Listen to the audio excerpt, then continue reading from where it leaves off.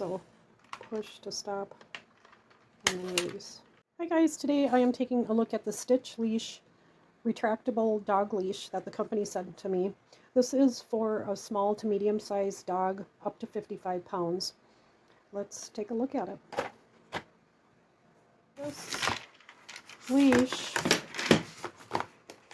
features these neat hooks on the bottom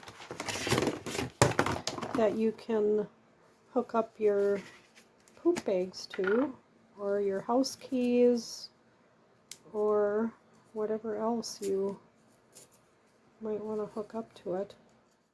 I don't know what this is for.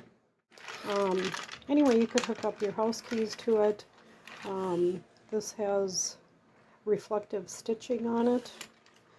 It features this stop lock, which one touch release. So push to stop and then release.